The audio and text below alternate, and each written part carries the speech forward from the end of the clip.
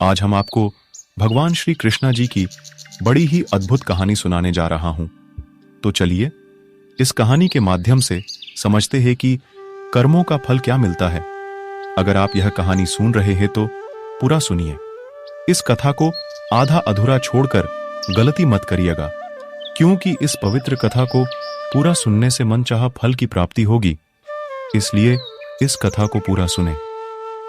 आप श्री कृष्ण जी के भक्त हो तो आप कृष्णा जी का अनादर ना करें। जय श्री कृष्णा। दोस्तों, हम जो भी काम करते हैं, फिर चाहे वो सही हो या गलत, उसका असर किसी ना किसी तरह हमारी जिंदगी में पड़ता है। हमारे कर्मों का जो असर हमारी जिंदगी में पड़ता है, उसे ही हम कर्मों का फल कहते हैं। आप अक्सर ये सुनते ही होंगे कि फलाने व्यक्ति के साथ अचानक कुछ बहुत अच्छा हो गया या फलाने के साथ कुछ बहुत बुरा हो गया। और जब हम किसी से उस अच्छी बुरी चीज के होने की वजह पूछते हैं तो ये कहानी आपको सिखाएगी कि किस तरह हमारे कर्म हमारा पीछा करते हैं और अंत में वो उसका फल भी हमें दे देते हैं। एक बार एक कंपनी के मालिक ने छोटी सी गलती होने पर अपने मैनेजर को बहुत खरी खोटी सुना दी। मालिक की बातें सुनकर मैनेजर को बहुत गुस्सा आया, लेकिन वो उनसे कुछ कह भी नहीं सकता था। कुछ कहता तो उसकी नौकरी चली जाती।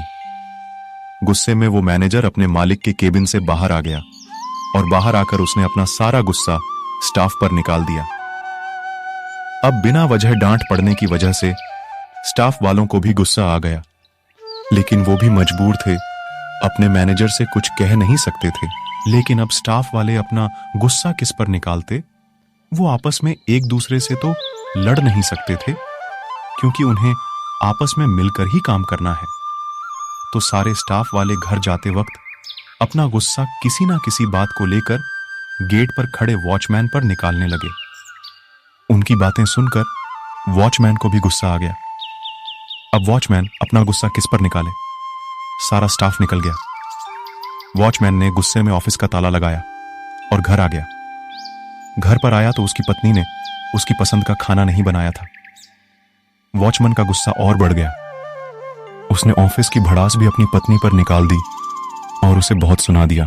पति की बातें सुनकर पत्नी को भी गुस्सा आ गया। वो अंदर गई और उसने अपने बच्चे को एक जोर का थप्पड़ मार दिया और बोलने लगी, पढ़ाई करता नहीं है और सारा दिन टीवी ही देखता रहता है। मम्मी से मार खाकर वो बच्चा गुस्से में घर से बाहर निकल गया। बाहर आकर उसने एक पत्थर उठाया और अपना गुस्सा निकालने के लिए उसे आसमान की तरफ फेंक दिया। वो पत्थर थोड़ा दूर सो रहे एक कुत्ते के सर में जा लगा। कुत्ता गुस्से में उठा और उसने इधर उधर देखा तो उसे दूर एक आदमी दिखाई दिया। कुत्ते ने सोचा कि पत्थर इसी ने मारा होगा। कुत्ता दौड़ता हुआ गया और उसने उस आदमी को काट लिया। उस आदमी ने बड़ी मुश्किल से उस कुत्ते से अपना पीछा छुड़ाया, और जिस आदमी को उस कुत्ते ने काटा वो उसी कंपनी का मालिक था जिसने सुबह ऑफिस में अपने मैनेजर को डांटा था। वो आदमी थोड़ी देर तक बस यही सोचता रहा कि आखिर इस कुत्ते ने मुझे बिना वजह काटा क्यों? रोज तो ये मेरे पास दुम हिलाता हुआ आता था, लेकिन आज इसे ऐसा क्या हो गया जो इसने मुझे काट लिया? इस मोटिवेशनल कहानी से आप समझ गए होंगे कि कर्मों का फल हमारा पीछा नहीं छोड़ता। जाने अनजाने में कितने लोगों के साथ बिना वजह गलत व्यवहार करते हैं, जिसकी वजह से दूसरे परेशान होते हैं और कितनों का तो बहुत नुकसान भी हो जाता है। पर हमें तो उसका अंदाजा भी नहीं होता, क्योंकि हम तो अपनी मस्ती में ही जीते हैं। पर ऊपर वाला सब देखता है और वो हमारे कर्मों का फल किसी और तरीके से हमें जरूर देता है।